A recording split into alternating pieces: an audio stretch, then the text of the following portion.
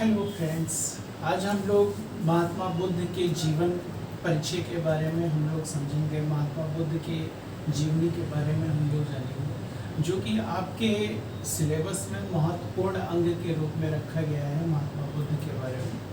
तो जीवन परिचय इनका महात्मा बुद्ध का है, ये इससे अक्सर क्वेश्चन पूछे जाते हैं आपके एग्ज़ाम में। तो महात्मा बुद्ध से शुरू करते हैं, बौद्ध धर्म से शुरुआत करते हैं। तो बौद्ध धर्म के संस्थापक होते हैं महात्मा बुद्ध। बौद्ध धर्म है, बौद्ध धर्म के बारे में हम लोग अध्ययन करेंगे। तो बौद्ध धर्म के जो संस्थापक होते हैं वो महात्मा बुद्ध होते हैं, और महात्मा बुद्ध का जन्म होता है 6ठी शताब्दी ईस्वी पूर्व में, यानी 563 BC में इनका जन्म होता है। तो ये जन्म इनका हुआ है महात्मा बुद्ध का 563 BC में जन्म होता है। अच्छा, महात्मा बुद्ध का जन्म 563 BC यानी कि 6ठी शताब्दी ईस्वी पूर्व में होता है। अच्छा, महात्मा बुद्ध के पिता का नाम क्या है? तो महात्मा बुद्ध के पिता का नाम होता है, इनके पिता का नाम है शुद्धोधन। अच्छा, पिता का नाम शुद्धोधन है, और शुद्धोधन है कौन? तो शुद्धोधन है जो कि नेपाल के कपिलवस्तु के शासक होते हैं। कपिलवस्तु के शासक होते हैं, ठीक है। तो इनके पिता हैं। अच्छा, इनका जो जन्म होता है महात्मा बुद्ध का 563 ईस्वी पूर्व में इनका जन्म होता है। BC का मतलब होता है ईसा पूर्व। तो 563 ईस्वी पूर्व में महात्मा बुद्ध का जन्म होता है। इनका जन्म होता कहाँ पर है ये भी जानना इम्पोर्टेंट है। तो कपिलवस्तु के लुम्बिनी नामक गांव में इनका जन्म होता है। तो कपिलवस्तु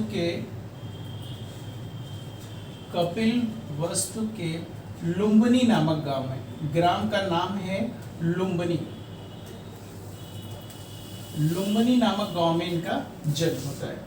तो महात्मा बुद्ध होते हैं जो कि जब इनका जन्म होता है तो इनके बारे में बताया जाता है कि दूर दूर से बड़े बड़े ब्राह्मण को बुलाया जाता है, ज्योतिष शास्त्री को बुलाया जाता है कि हमारे बच्चे का, इनके जो पिताजी होते हैं शुद्धोधन होते हैं, ये चाहते हैं कि हमारा जो बच्चा है उसके भविष्य के बारे में हमें पता चले। तो इसके लिए ये बड़े बड़े ज्योतिष शास्त्री को बुलाते हैं। तो बहुत दूर दूर से ज्योतिष शास्त्री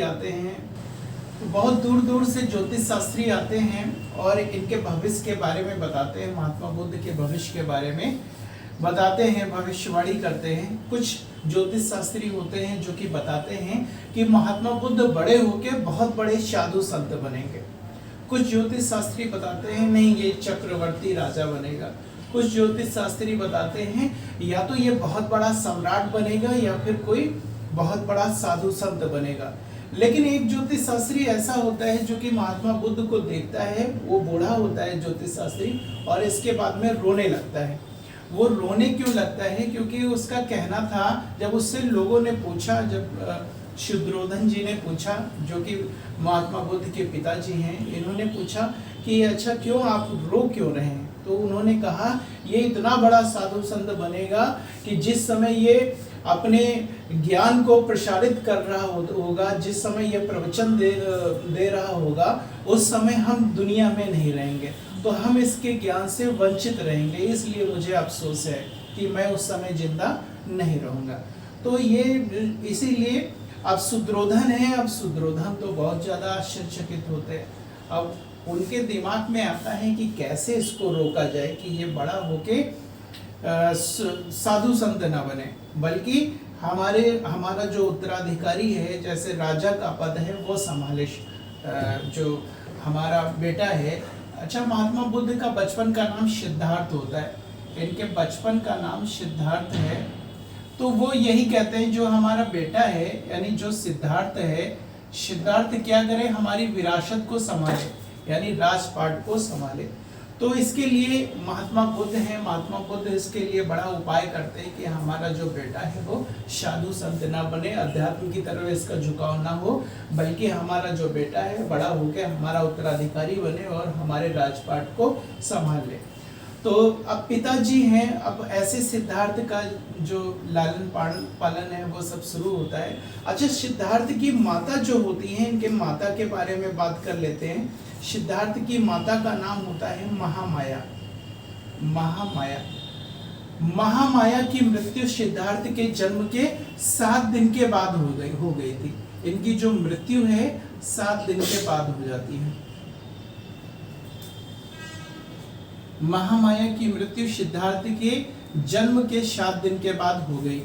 अब इनका पालन पोषण कैसे होता है? तो सिद्धार्थ का पालन पोषण होता है, पालन पोषण करने वाली इनकी माता होती है, इनकी सौतेली माता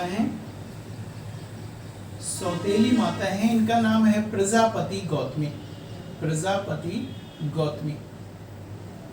तो ये प्रजापति गौतमी होती हैं, जो कि इनकी रिश्ते से मौसी भी लगती हैं।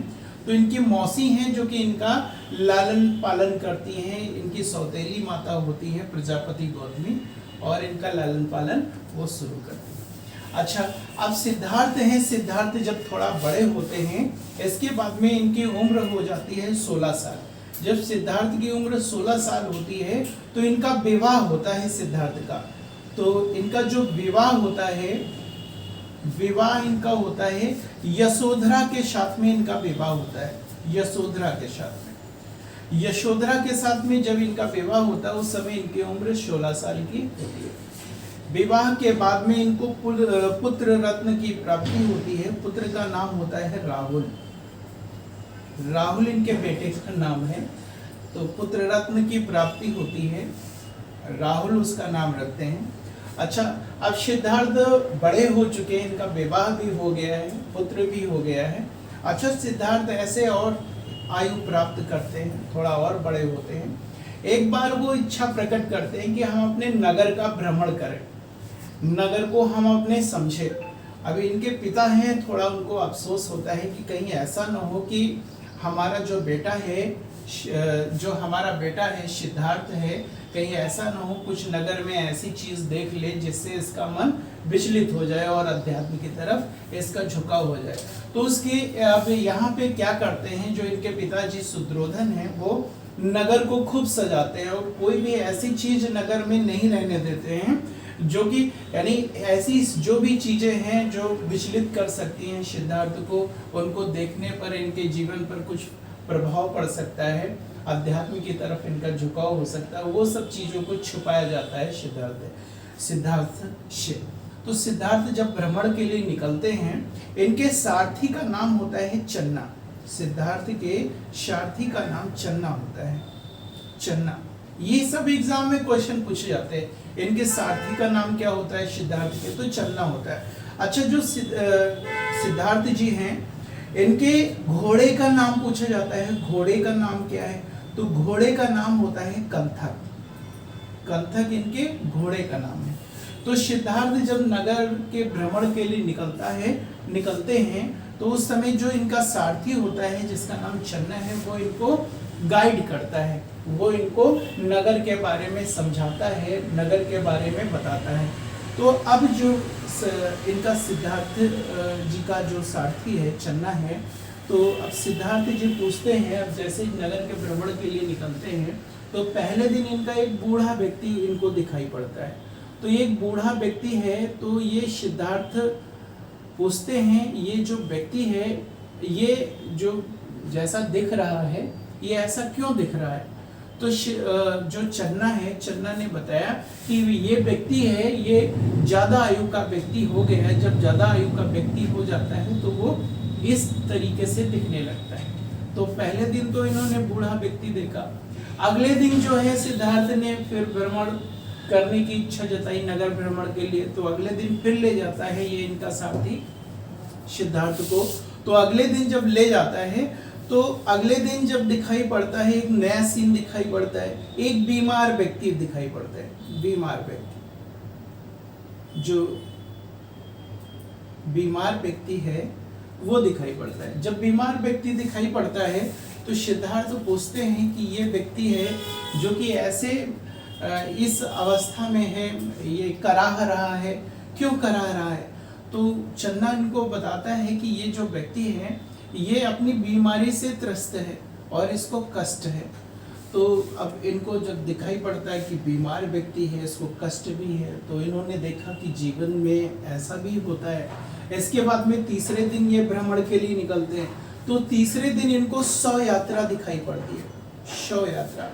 तो ये चन्ना से पूछते हैं ये जो शव यात्रा है ये क्या ले जा रहे हैं। तो इनका जो ये सारथी है, चन्ना है, वो इनको बताता है कि जीवन का असली सत्य यही है, हर व्यक्ति को मृत्यु लोक जाना पड़ता है, हर व्यक्ति की मृत्यु होती है, ये कड़वा सत्य है जीवन का।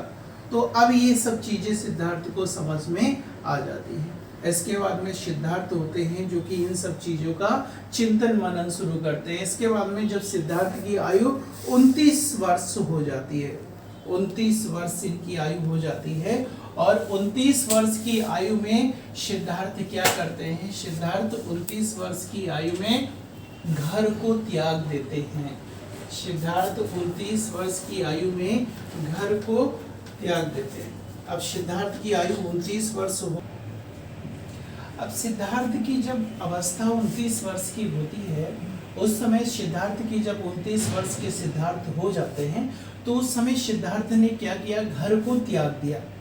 तो जब सिद्धार्थ घर को त्याग देते हैं तो इस घटना को क्या कहा जाता है, ये आपके एग्जाम में पूछा जाता है। तो सिद्धार्थ जब घर को त्याग देते हैं यानी गृह त्याग करते हैं, इस घटना को महाविनिष्क्रमण के नाम से जाना जाता है। ये अक्सर एग्जाम में पूछा जाता है कि जब घर को त्याग करने की घटना क्या कहलाती है। तो सिद्धार्थ जब घर को त्याग करते हैं तो उस घटना को महाविनिष्क्रमण कहा जाता है। तो सिद्धार्थ जब घर को त्याग करते हैं, इसके बाद में फिर सिद्धार्थ ज्ञान की खोज के लिए निकलते हैं। तो सिद्धार्थ पहले गुरु के पास जाते हैं, उनका नाम, इनके गुरु का नाम, जिनके पास सिद्धार्थ जब ज्ञान के लिए जाते हैं उनका नाम होता है अलार कलाम। ये भी आपके एग्जाम में पूछा जाता है, सिद्धार्थ के पहले गुरु का नाम क्या था। तो अलार कलाम सिद्धार्थ के पहले गुरु होते हैं। इसके बाद में सिद्धार्थ को ऐसा लगता है कि जैसा हमें ज्ञान चाहिए वैसा मिला नहीं हमको ज्ञान। फिर वो दूसरे गुरु के पास जाते हैं, फिर दूसरे गुरु के पास भी ऐसा उनको लगता है वैसा ज्ञान हमें नहीं मिला। फिर तीसरे गुरु के पास जाते हैं, लेकिन उनको ये तृप्ति नहीं होती, यानी ऐसा उनको नहीं लगा कि हमें ज्ञान हुआ है। तो अब वो ज्ञान के लिए क्या करते हैं, ज्ञान के लिए अब वो बौद्ध गया जाते हैं, और बौद्ध गया में पीपल के वृक्ष के नीचे निरंजना नदी के किनारे, पूछा जाता है वृक्ष कौन सा होता है, तो जो बौद्ध वृक्ष होता है उसका नाम होता है, वो पीपल का वृक्ष होता है। अक्सर जो हमारे ऋषि मुनि हैं, अगर देखा जाए हिंदू धर्म में, तो वो ज्ञान की प्राप्ति के लिए अक्सर पीपल के वृक्ष के नीचे ज्ञान की प्राप्ति उनको होती है। तो ऋषि मुनि क्यों जाते थे पीपल के वृक्ष के नीचे, क्योंकि पीपल का वृक्ष है हमारे स्वास्थ्य के लिए बहुत लाभकारी है, ये 24 घंटे ऑक्सीजन प्रदान करता है, इसीलिए हमारे ऋषि मुनि हैं वो पीपल के वृक्ष के नीचे ही ज्ञान की प्राप्ति उनको होती है। यानी जो ऋषि मुनि अधिकतर अपनी जो तपस्या है वो पीपल के वृक्ष के नीचे ही करते हैं। वैसे सिद्धार्थ भी पीपल के वृक्ष के नीचे जाते हैं, और नदी का नाम क्या होता है, निरंजना नदी के किनारे। जो निरंजना नदी है, ये पूछा जाता है किस नदी के किनारे सिद्धार्थ को ज्ञान की प्राप्ति होती है, तो ये निरंजना नामक नदी होती है, और पूर्णिमा की रात होती है। तो जब इनको ज्ञान की प्राप्ति, ये कितने साल तपस्या करते हैं, तो महात्मा बुद्ध तो इनको बाद में कहा जाता है, पहले तो इनका नाम सिद्धार्थ ही होता है। तो ये लगातार 6 साल तक तपस्या करते हैं। अब ये समझ लीजिए 29 साल की उम्र में इन्होंने घर छोड़ा था, और 6 साल की इन्होंने तपस्या की, और 6 साल की तपस्या के बाद में अब इनकी उम्र कितनी हो जाती है, 35 साल हो जाती है। तो 35 वर्ष की उम्र में इनको पूर्णिमा की रात को ज्ञान की प्राप्ति होती है। तो पूर्णिमा की रात को इनको ज्ञान की प्राप्ति हो जाती है। जब ज्ञान की प्राप्ति हो जाती है तो इनका नाम बुद्ध पड़ जाता है, यानी ज्ञान से प्रकाशित व्यक्ति क्या कहलाता है, बुद्ध कहलाता है। ठीक, अब इनको जब ज्ञान की प्राप्ति हो जाती है तो ये अपना पहला उपदेश देते हैं। तो महात्मा बुद्ध हैं जो कि अपना पहला उपदेश कहाँ पर देते हैं, तो महात्मा बुद्ध अपना पहला उपदेश सारनाथ में देते हैं। तो अब इस घटना को क्या कहा जाता है? जब ये अपना पहला उपदेश देते हैं उस घटना को क्या कहा जाता है? तो महात्मा बुद्ध जब अपना पहला उपदेश देते हैं उस घटना को धर्म चक्र प्रवर्तन के नाम से जाना जाता है। तो महात्मा बुद्ध का जो पहला उपदेश है उसको धर्म चक्र प्रवर्तन के नाम से जाना जाता है। अब ये भी एग्जाम में पूछा जाता है कि महात्मा बुद्ध जो होते हैं वो सबसे ज्यादा अपने उपदेश किस नगर में देते हैं, किस शहर में देते हैं? तो श्रावस्ती नाम का एक स्थान है, फैजाबाद से लगभग 80 किलोमीटर की दूरी पे है। तो श्रावस्ती में इन्होंने महात्मा बुद्ध ने सबसे ज्यादा उपदेश दिए। ये कई एग्जाम में पूछा गया है, पीसीएस के भी एग्जाम में पूछा गया है और बहुत से एग्जाम में पूछा गया है कि महात्मा बुद्ध ने अपने सबसे ज्यादा उपदेश कहाँ पर दिए हैं? तो श्रावस्ती नामक स्थान पर अपने सबसे ज्यादा उपदेश देते हैं। अच्छा, महात्मा बुद्ध को जब ज्ञान की प्राप्ति हो जाती है तो इस घटना को क्या कहा जाता है? यानी कि धर्म चक्र प्रवर्तन से पहले की जो घटना है इसको क्या कहा जाता है? यानी जब ज्ञान की प्राप्ति होती है तो महात्मा बुद्ध को जब ज्ञान की प्राप्ति होती है इस घटना को निर्वाण कहा जाता है। निर्वाण कहा जाता है, निर्वाण। तो ये आप लोग याद रखिएगा, ज्ञान की प्राप्ति की घटना को निर्वाण कहा जाता है। अच्छा, निर्वाण जब हो जाता है इनको, यानी ज्ञान की प्राप्ति हो जाती है, तो अपना पहला उपदेश देते हैं, 5 ब्राह्मणों को अपना उपदेश देते हैं। ये भी क्वेश्चन पूछा जाता है आपके एग्जाम में कि महात्मा, अब क्वेश्चन बनता है कि महात्मा बुद्ध की पहली महिला शिष्या कौन होती है? तो महात्मा बुद्ध की जो पहली महिला शिष्या होती है, इनकी सौतेली माता प्रजापति गौतमी ही इनकी पहली महिला शिष्या होती है। तो ये क्वेश्चन भी पूछा जाता है कि महात्मा बुद्ध की पहली महिला शिष्या कौन होती है? तो इनकी सौतेली माता प्रजापति गौतमी होती है। अच्छा, महात्मा बुद्ध ऐसे ही अब एक बौद्ध संघ की स्थापना करते हैं महात्मा बुद्ध। अच्छा, बौद्ध संघ, अब उसमें एक प्रिय शिष्य होता है महात्मा बुद्ध का, सबसे प्रिय शिष्य।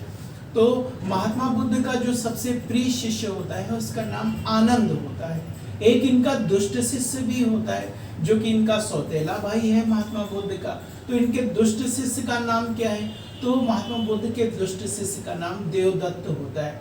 देवदत्त दुष्ट क्यों होता है? इनका सौतेला भाई है और वो इनका शिष्य भी होता है महात्मा बुद्ध का, और इनके समय में ही इनको हटाकर एकेडमी का चीफ बनना चाहता था, तो इसलिए ये दुष्ट शिष्य होता है। अच्छा, महात्मा बुद्ध होते हैं, एक बार क्या होता है कि वो अपने शिष्य के यहाँ जाते हैं, कुशीनगर में जाते हैं, और इनका जो शिष्य होता है जात का लोहार होता है, उसका नाम चंद होता है। चंद इनको एक भोजन कराता है, उस भोजन का नाम होता है शुकर माधव। शुकर माधव उस भोजन का नाम होता है। शुकर माधव का मतलब होता है शुअर का मांस। तो ऐसा बताया जाता है कि महात्मा बुद्ध को शुकर माधव खाने के बाद में इनके पेट में भयंकर दर्द उठता है, और दर्द की वजह से शायद इनको हार्ट अटैक हो जाता है। तो हार्ट अटैक जब हो जाता है तो इनकी मृत्यु हो जाती है, और इनकी मृत्यु की घटना को क्या कहा जाता है?